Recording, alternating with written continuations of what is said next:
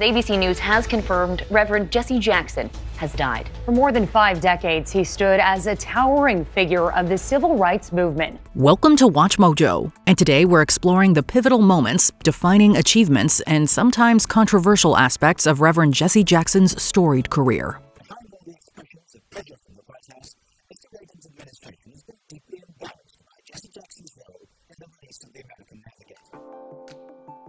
His mentorship under Martin Luther King Jr. And when he spoke, people left their cars and came out of trees and came out of buses. All forces gathered to hear him speak. And when he spoke, it was just a thrilling, exciting moment, and something big was happening. Before he became a household name, a young Jesse Jackson found his calling under the guiding hand of one of history's most profound leaders. Jesse Jackson's journey into the national spotlight was inextricably linked to his close association with Dr. Martin Luther King Jr. and the Southern Christian Leadership Conference, or SCLC. In March 1965, he traveled to Alabama to join King for the pivotal Selma to Montgomery March, a defining moment in the civil rights movement. Today I want to say to the people of America and the nations of the world that we are not about to turn around. Yes, sir. We are on the move now. Yes, sir.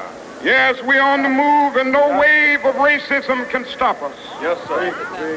And the burning of our churches will not deter us. Impressed by Jackson's drive and organizational skills, King recruited him, despite some concerns about his ambition. Jackson soon paused his divinity studies at Chicago Theological Seminary to dedicate himself full-time to the SCLC, becoming a key figure in King's inner circle by 1967. We didn't know how big nor how long, but that dream took us from the March on Washington to ultimately to Mandela's freedom in South Africa. That was a part of our dream.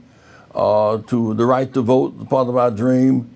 From the balcony in Memphis, where he was killed, to the White House in 2008 by Barack Obama.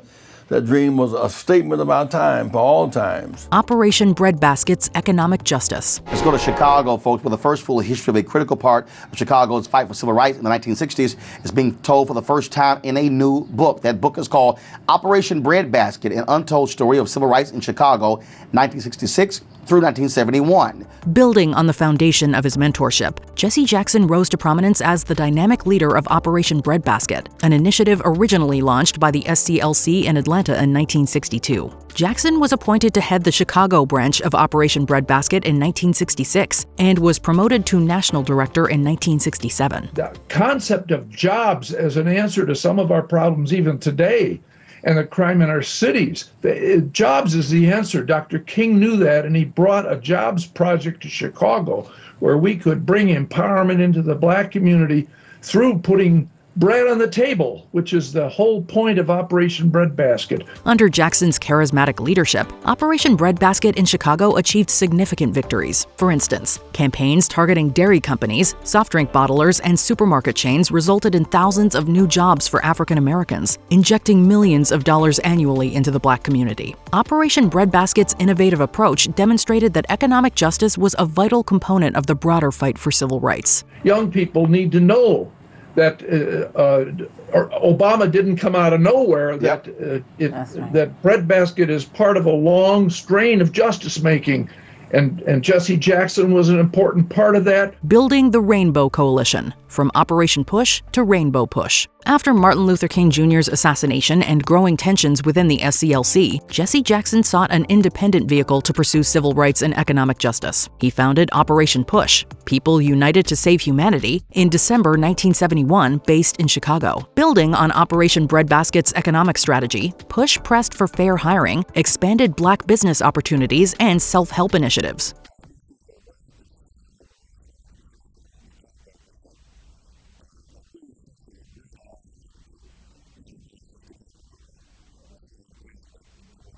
Jackson widened that organizing model during his 1980s presidential campaigns. In 1984, he launched the National Rainbow Coalition to unite multiple marginalized constituencies around voting rights, social programs, and affirmative action. In 1996, Operation Push and the Rainbow Coalition merged as the Rainbow Push Coalition, consolidating advocacy on civil rights, voter mobilization, and public policy campaigns. trailblazing presidential campaigns. When Jesse Jackson walks the streets of Black Selma, he's among people who'll vote for him in overwhelming numbers. He represents for them what a generation ago was inconceivable: a black man running for president and running strong. Inconceivable that on the Selma Bridge, where state troopers beat those marchers 23 years ago, a black presidential candidate with police protection now holds a news conference. Ambition and rivalry within King's orbit helped push Jesse Jackson into electoral politics at a national scale. In 1984, he mounted a major bid for the Democratic presidential nomination, following Shirley Chisholm's trailblazing 1972 run, but breaking new ground as a mass nationwide contender. It's now the barracudas versus the small fish. And barracudas swim deep. There ain't no lights down there. And barracudas eat up all small fish, no matter what color the fish may be. Jackson won 5 contests and drew about 3.28 million primary votes, becoming the first black candidate to win a multi-state string of major party primaries. In 1988, he ran a stronger, better-funded campaign, expanding the Rainbow Coalition beyond his base to include more working-class voters and farmers. He won multiple contests, scored a headline-grabbing Michigan victory that briefly put him at the front of the pack, and finished with roughly 6.9 million votes overall. The Democrats have tried to make of blacks kind of Harlem Globetrotters. We provide the music and the excitement and the thrill of victory and the margin of victory, and yet all the decisions are made upstairs by white males. We must renegotiate that relationship. The basic impediments to black equity in politics now, paradoxically, is imposed upon us by the Democratic Party. It is in the South, but Democrats are strongest that blacks are most restricted in their quest for political equality. His international diplomatic efforts. The Syrian announcement today about the release of Robert Goodman is interesting. It said it answered the appeal by Jesse Jackson and by the American government, clearly leaving open the possibility of an agreement with the Americans on Lebanon, although just as clearly, that agreement will have to be on Syria's terms. In late December 1983, Jackson traveled to Syria to meet officials in Damascus. Lieutenant Robert O. Goodman Jr., a U.S. Navy pilot captured after his aircraft was shot down over Lebanon, was released and returned with Jackson on January 4, 1984. In June 1984, Jackson went to Havana and secured the release of 22 Americans and 26 Cuban political prisoners. We let them out. We had to fly Russian planes from Havana to Washington for the first time in many, many years. How neat was that for you? It was a big deal. To show a gesture of the desire to relate to America more respectfully, mutually respectfully. After Iraq invaded Kuwait in 1990, Jackson visited Baghdad and accompanied a group of foreign detainees who were allowed to leave Iraq. On May 2, 1999, he helped secure the handover of 3 U.S. Army soldiers captured by Yugoslav forces during the Kosovo War. These missions earned him global recognition and the Presidential Medal of Freedom in 2000. The cause of justice has no greater co-worker than Jesse Jackson.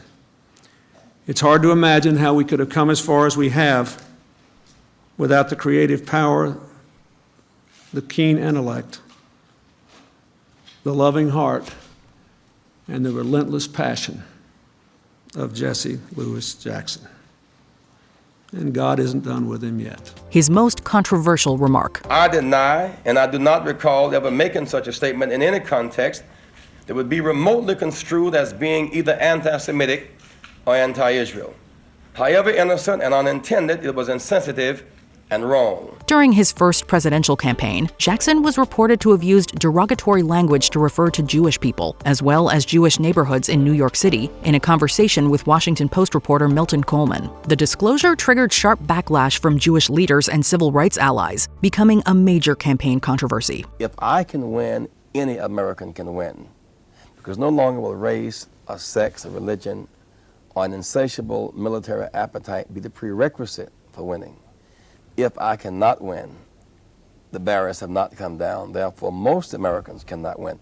If I cannot win, no Latino American, no Jewish American, no Arab American, no woman, no labor leader can win. Jackson initially denied the allegations, but 2 days before the New Hampshire primary, he publicly acknowledged making the comments and apologized at a synagogue in Manchester, New Hampshire. The episode intensified when Nation of Islam leader Louis Farrakhan defended Jackson and threatened Coleman, increasing public pressure on Jackson to distance himself from the rhetoric. nobody asked me, Farrakhan, what do you mean? Are you threatening the Jewish community? I am warning America and warning Jews that we are tired of feeding our leaders to America like a piece of raw meat to a wild beast. Before we continue, be sure to subscribe to our channel and ring the bell to get notified about our latest videos. You have the option to be notified for occasional videos or all of them. If you're on your phone, make sure you go into your settings and switch on notifications. He was present at MLK's assassination. They said, no, we're going by Memphis first. These sanitation workers are real people. They have a significant work. If they don't clean up the germs, doctors can't do surgery. That's the truth. If they don't do their jobs, you can't smell, you can't survive the stench. You can't survive asthma. He's making some of the virtues of sanitation workers. On April 4th, 1968, Jesse Jackson was at the Lorraine Motel in Memphis, Tennessee, where Martin Luther King Jr. was supporting the sanitation worker strike. When King stepped onto the balcony outside room 306 shortly before dinner, Jackson was in the motel courtyard below, and the two exchanged remarks about Jackson's attire. The King had said over and over again, you can't avoid ambush and sabotage. You cannot live with fear. The reference to death that night in the speech was he'd come to Memphis 2 days before. He had to empty the plane because of threat to bomb the plane.